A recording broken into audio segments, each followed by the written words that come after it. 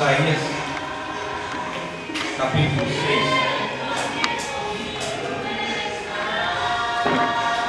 Isaías, capítulo 6.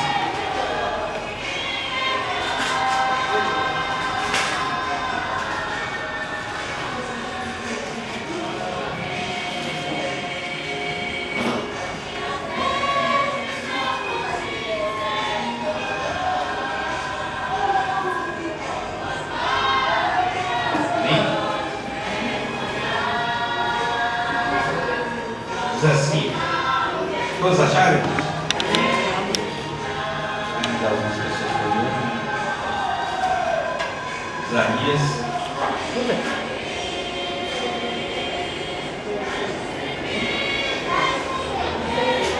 Bem.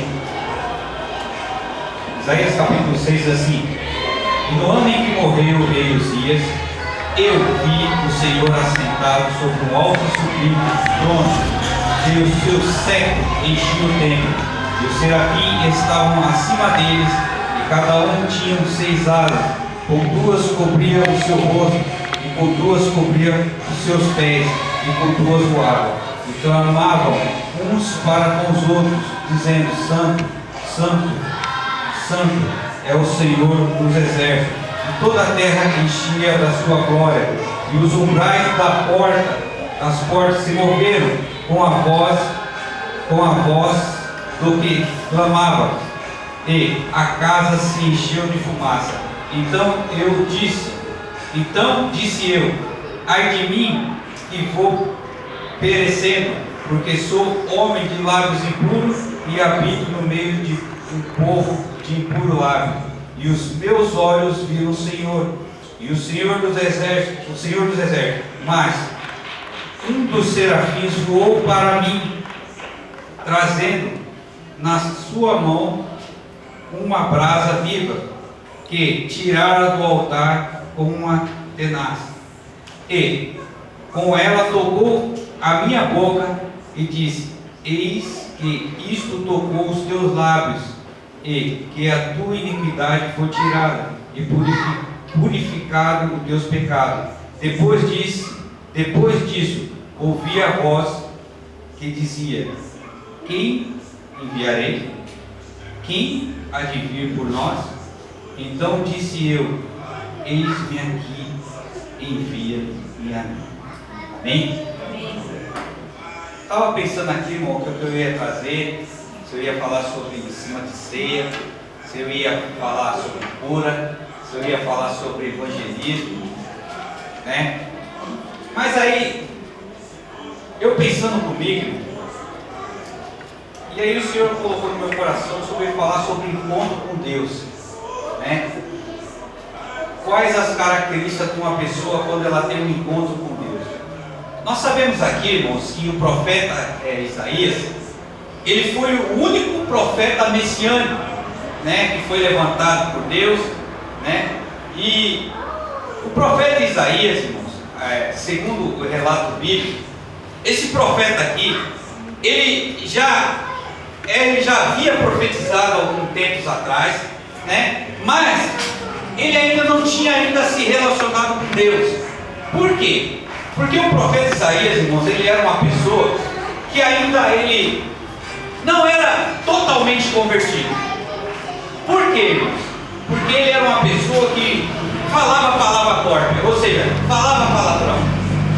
E aí, o texto, irmão, ele começa a narrar, né, que no ano em que morreu o rei Uzias, eu vi o Senhor assentado sobre um alto e sublime trono, e o seu séquito enchia o templo. Ou seja, o rei Uzias, irmão, para quem não sabe, ele foi um rei muito maléfico, né? Um rei idólatra, né? E aí, nessa época, foi a época que o profeta Isaías, ele existiu.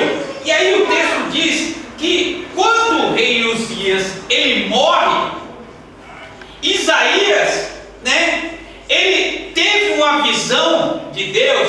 E aí eu quero dizer para você que essa visão, talvez na hora que nós começarmos a falar aqui, você vai falar assim: mas estranho, né? Diferente, né? Anjos com 6 asas. Sabe o que acontece, irmão? Quando ele teve essa visão, Isaías ele viu em alegorias, né?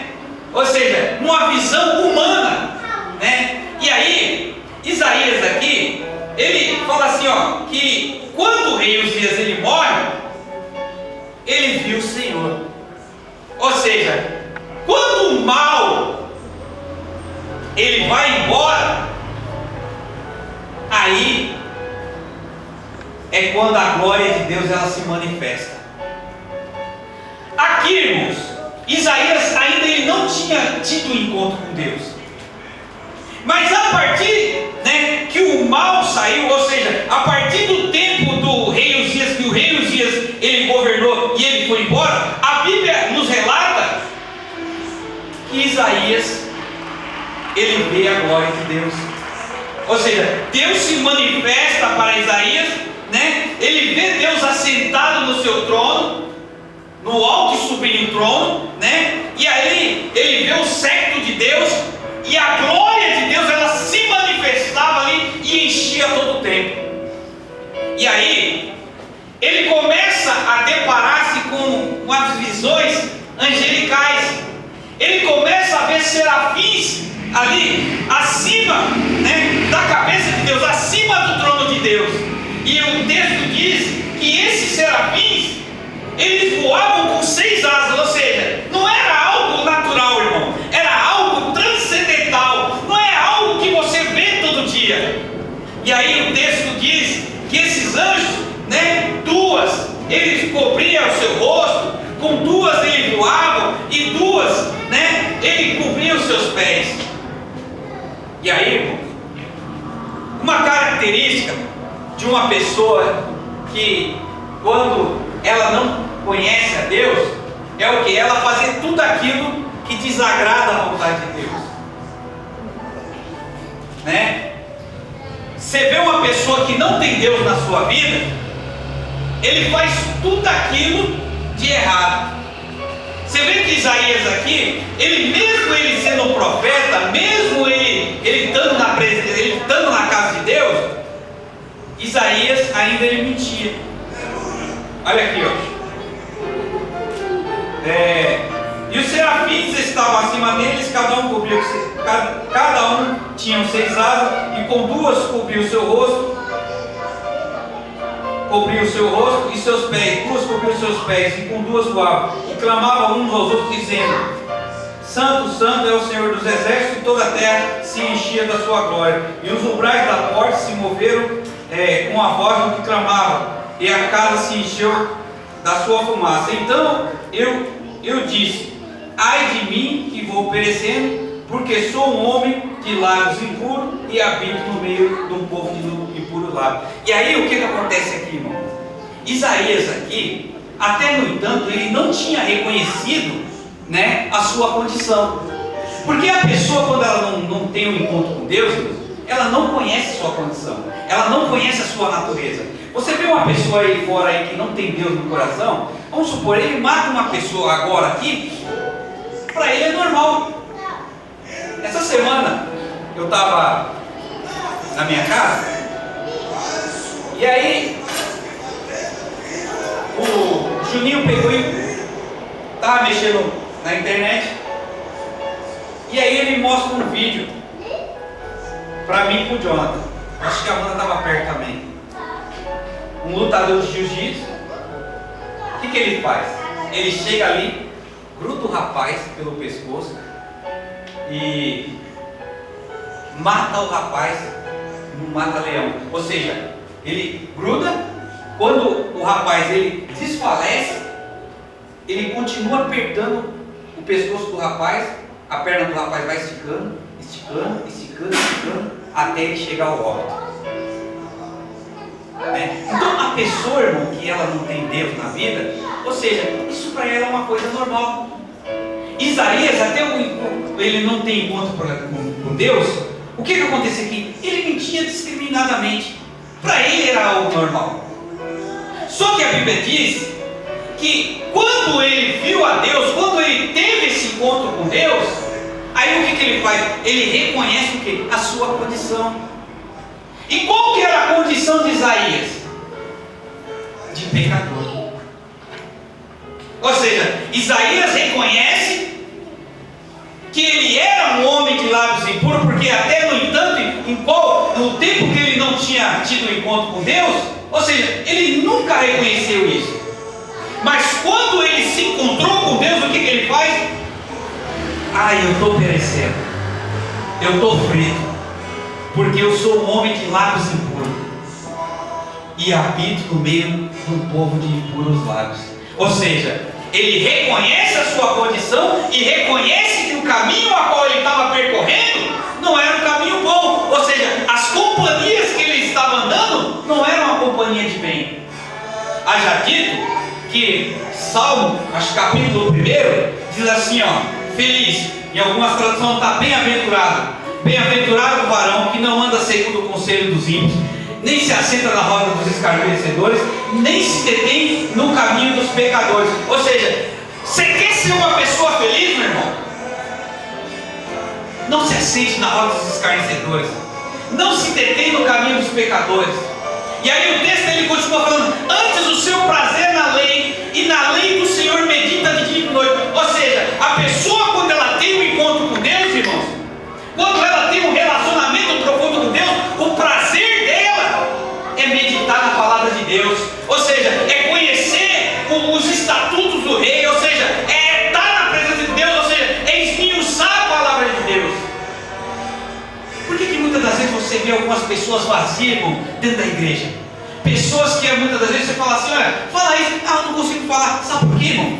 Porque não tem intimidade com o rei, porque não tem intimidade com a palavra de Deus. Ou seja, você precisa ter um encontro com Deus, você precisa se relacionar mais com Deus, para que a palavra de Deus ela esteja sobre a sua vida.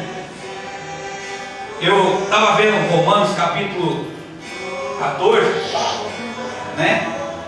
E falava sobre o reino. Antes de eu vir para cá, eu estava meditando sobre o reino de Deus. Romanos 14, versículo 17, assim, porque o reino de Deus não é comida e nem bebida, mas é justiça e paz, alegria no Espírito. Ou seja, a partir do momento, irmão, que você passa a ter um conhecimento de Deus, a partir do momento que você medita na palavra de Deus, ou seja, o reino de Deus, ele está sendo estabelecido no teu coração, ele está sendo estabelecido na tua vida. E aí, a partir desse momento, você começa a ter o quê? Paz dentro do teu coração. A justiça de Deus, ela vem sobre a tua vida, louvado seja o nome do Cordeiro, né? E a alegria do Espírito Santo. Então, irmão, a característica da pessoa que tem um encontro com Deus é o quê? Reconhecer sua condição. Porque enquanto você não reconhecer sua condição, que você é uma pessoa que falha, que você é uma pessoa que peca, você ainda não teve um encontro com Deus. Haja dito em Atos capítulo 9, nós vemos que o apóstolo Paulo, ele era um perseguidor do povo de Deus. Ou seja, ele matava, ele era uma das pessoas que seguravam a capa dos executores ali, para que fosse apedrejado. Mas um dia, ele vai até os seus senhores ali, e aí ele vai até o Sinédrio ali, pede uma autorização para que acabasse com o resto dos cristãos. E aí diz o texto que quando ele vai para o caminho de Damasco, alguma coisa diferente ia acontecer na vida dele. E aí no meio do caminho, a Bíblia nos diz que ele viu um grande clarão, ou seja, ele estava em cima do cavalo, ele cai do seu cavalo, e ali ele vê uma voz, né, que diz: Saulo, Saulo, por que tu me persegues? Ou seja, a partir daquele momento, irmão, Paulo, ele tem um encontro com Deus e a sua vida é transformada. Diz o texto que as pessoas que estavam à sua volta, eles até escutavam o que estava acontecendo, mas não sabiam o porquê que estava acontecendo. E aí, a Bíblia narra que o Espírito de Deus, ele manda que Paulo fosse até a rua direita. Quando Paulo ele vai até a rua direita, a palavra de Deus nos narra que Paulo ele passa a ter um profundo relacionamento com Deus. Por quê, irmão? Paulo ele explorava incessantemente dia e noite, buscando a presença de Deus. Então, uma outra característica da pessoa é o que? Ele tem uma vida de oração. Por quê, irmão? Porque Paulo, ele estava buscando de Deus a sabedoria e aquilo que Deus queria para a vida dele no futuro. Uma outra característica que eu aprendo nesse texto aqui de Atos capítulo 9, porque quando você tem um encontro com Deus, os seus olhos são fechados para as coisas do mundo e são abertos para as coisas espirituais. Você pode ver que a pessoa, quando ela não tem um encontro com Deus, os olhos dele só é para as coisas do mundo. Ele só fala coisas do mundo, só coisas mudando. Mas quando a pessoa ela tem um encontro com Deus, a palavra dele só é coisas espirituais. Haja dito que é um texto na Bíblia, Jesus ele falou assim, que a boca fala o que o coração está cheio. Ou seja, se você está cheio de Jesus, da sua boca só vai sair Jesus. Mas se o seu coração só está cheio de ódio, perversidade e maldade, só vai sair maldade. E aí, o apóstolo Paulo, aqui, ele estava buscando a Deus, e aí Deus, ele, na sua infinita bondade, ele se revela para um profeta chamado Ananias.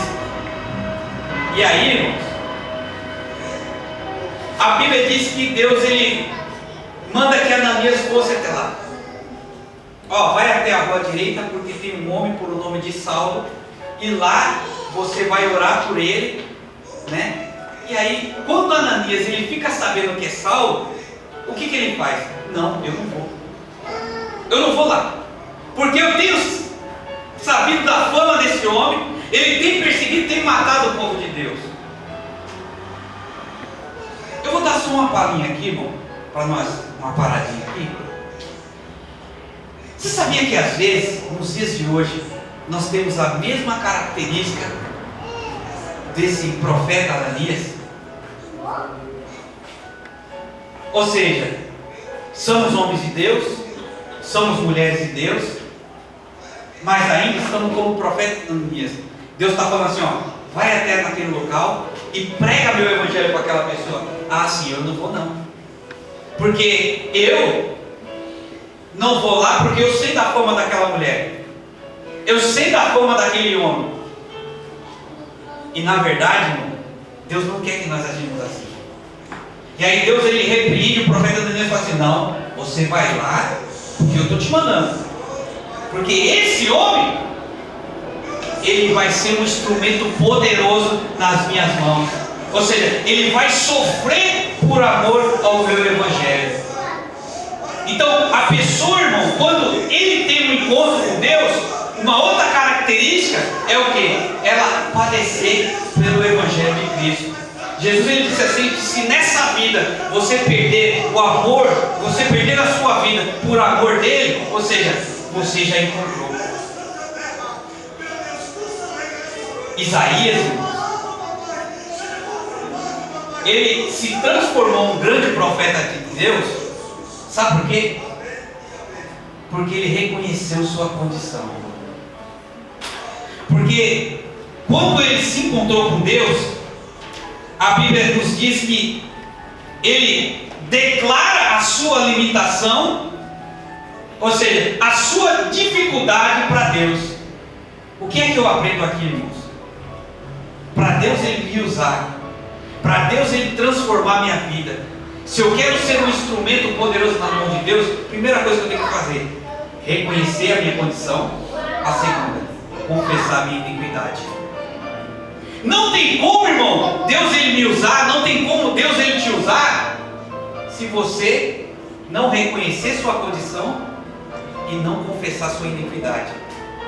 Isaías, foi como eu disse aqui no começo, ele foi um grande homem de Deus, ele foi um grande profeta, mas a partir do momento que ele reconhece a sua condição e confessa o seu pecado.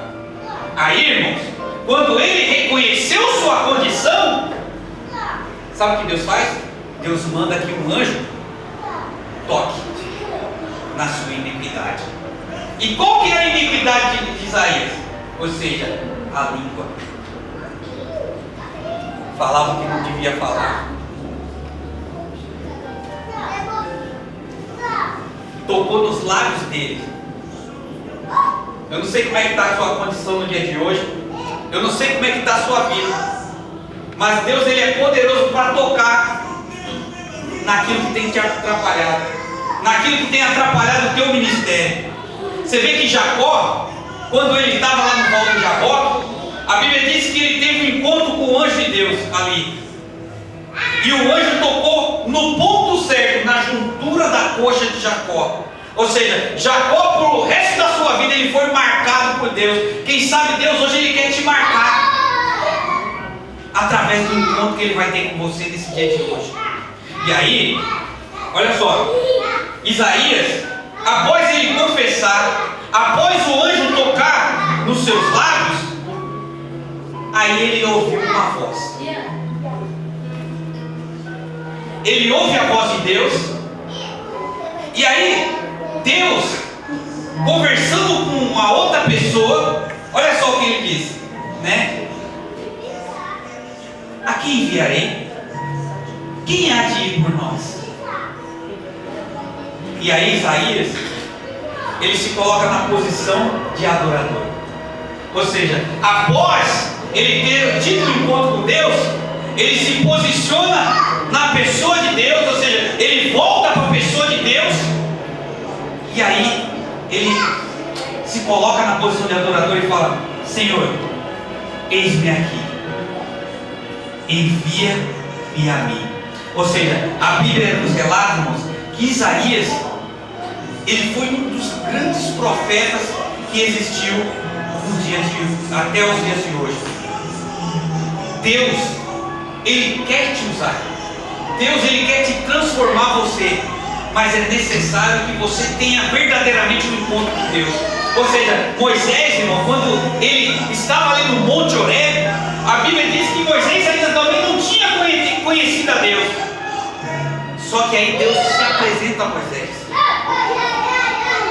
E uma frase que me chama de atenção, acho que está lá em Deuteronômio, Deus fala para Moisés assim: tempo demais está aqui nesse monte. Em algumas traduções, tempo bastante parado nesse monte. Ou seja, às vezes, Deus, ele tem um projeto na sua vida. Deus, ele tem um plano na sua vida. O povo de Israel, eles tinham para entrar na terra prometida 11 dias. 11 dias para entrar na terra prometida. Mas por eles ser rebeldes, por eles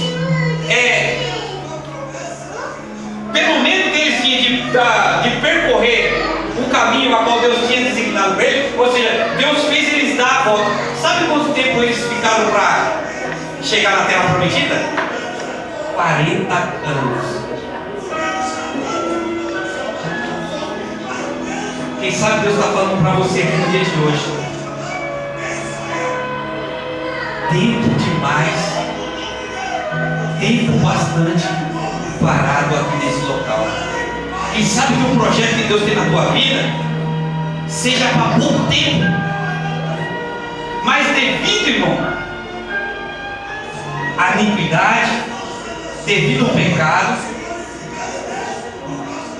Deus está prolongando o tempo da obra dele. Eu gostaria que você que está aqui hoje, você que realmente quer ter um encontro com Deus, que você se colocasse de pé agora. Eu quero fazer uma oração por você.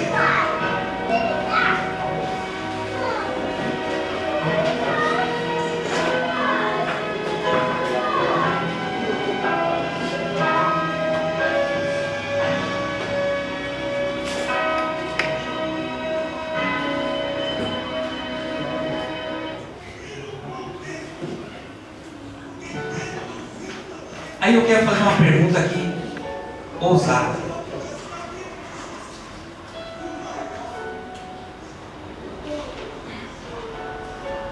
Não precisa levantar a mão, não.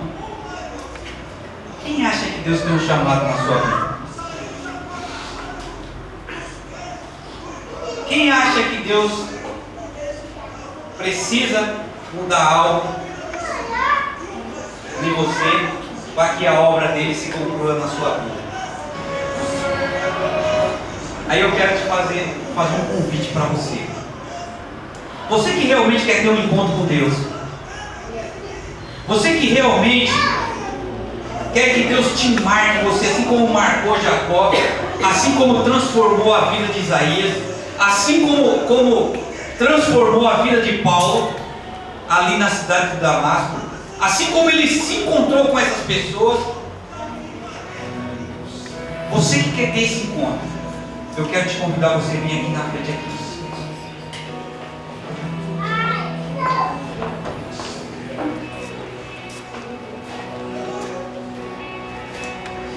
Note, o ministério está parado. É pessoas que têm planos de Deus, Deus tem planos. E aí, por um acaso, esse ministério está parado e você sabe disso. Você sabe que você precisa ter um encontro com Deus. Você sabe que precisa ter uma transformação para que Deus Ele te use você poderosamente aqui na face da terra. Glória de Deus.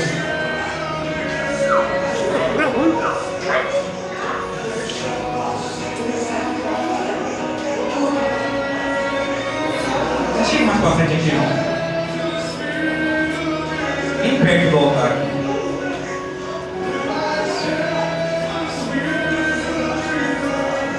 O que Deus vai fazer hoje na vida de vocês vai ser coisa grande. O toque de Deus que Deus vai dar na tua vida hoje vai ser algo sobrenatural. Só que depois que Deus tocar a tua vida, depois que o Espírito Santo de Deus te renovar, te transformar a tua vida, meu irmão, não se cale. Pregue o Evangelho em tempo e fora de tempo. Deus ele tem pressa em te usar. Ou seja, quando Deus ele tocou na vida de Isaías, quando Deus ele tocou na vida de Paulo, Deus tocou na vida de Moisés, eles foram grandes instrumentos de Deus para saquear o inferno e para concluir a obra de Deus aqui na terra. Ó, deixa eu te falar uma coisa para você que está aqui hoje. Quando Jesus ele falou assim, ó, na oração do Pai Nosso, venha o teu reino e seja feita a tua vontade. Você sabe como é que o reino de Deus vem sobre a terra? Você sabe como o reino de Deus vem sobre a terra? Quando você anuncia a palavra dele, quando você fica calado, quando você não prega o evangelho dele, o reino dele fica impossibilitado de vir sobre a terra. E uma outra coisa que me chama a atenção nesse texto é que ele fala assim: venha o teu reino, seja feita a tua vontade. Quem é que predomina na tua vida? Qual é a vontade que predomina na tua vida? A vontade de Deus ou sua própria vontade? Pai, em nome de Jesus Cristo, Pai, aqui estão os teus filhos que aqui vieram aqui na frente, Pai, segundo o toque da tua palavra, Pai. Assim como o Senhor tocou, Pai, na vida de Paulo, Pai, assim como o Senhor tocou, Pai, na vida, Pai, de Moisés, assim como o Senhor tocou na vida, Pai, de Isaías, Pai, que o Senhor venha, Pai, tocar nessas vidas aqui agora, Pai. Senhor, em nome de Jesus Cristo, Pai, que essas pessoas que aqui estão, Pai, sofram, Pai, uma renovação, Pai, na vida deles, Pai, dentro da alma, Pai, na mente, Pai, em nome do Senhor Jesus Cristo. Pai, eu quero profetizar, Pai, sobre a vida desta mulher, Pai, sobre a vida desse homem, Pai, o toque, Pai, do teu Espírito Santo, Pai, Pai, que o Senhor venha tocar agora, Pai, que o Senhor venha renovar, Pai, a vida da tua filha agora, Pai, Pai, vai tocando agora, Pai, vai renovando a vida dela, Pai, vai enchendo, Pai, ela de poder, Pai, de glória, Pai, de graça, Pai, em nome do Senhor Jesus Cristo, Pai, que a tua Shekinah, Pai, que a tua presença, Pai, seja constante, Pai, em todos os aspectos, Pai, na vida do teu filho, Pai, e na vida da tua filha, Pai, Pai, que eles sejam guiados, Pai, sejam direcionados, Pai, pelo teu Espírito Santo, Pai, em nome do Senhor Jesus Cristo. Pai, eu quero profetizar, Pai, que aonde eles chegarem, Pai, a tua palavra, Pai, vai estar na ponta da língua deles, Pai, que os demônios vão ter que recuar, Pai, através da unção, Pai, que recai, Pai, sobre a vida deles agora, Pai, agora, Pai, em nome do Senhor Jesus Cristo. Pai, eu profetizo que essas pessoas que aqui estão, Pai, são instrumentos teus, Pai. unção, ungido teu, Pai. Pai, que a tua autoridade, Pai, já está pairando, Pai, sobre a vida deles, Pai, neste momento, Pai, em nome de Jesus. Pai, eu oro e creio, Pai, que sobre a cabeça deles agora, Pai, há uma tocha de fogo, Pai. Há uma tocha de fogo, em o nome de Jesus Cristo. Receba essa unção, meu irmão. Receba essa unção, meu irmão, sobre a tua vida, em o nome de Jesus. E eu quero ser usado na tua vida. Se você sair daqui hoje e colocar a mão sobre um endemoniado, ele vai ter que se submeter, porque a unção está sobre a tua vida, em o nome de Jesus Cristo. Amém? Você pode aplaudir a Deus?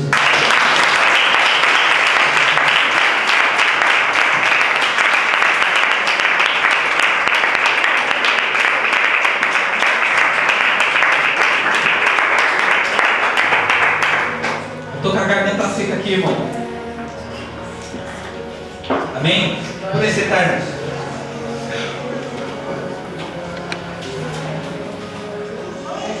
Amém? Irmãos, vamos fazer a parte.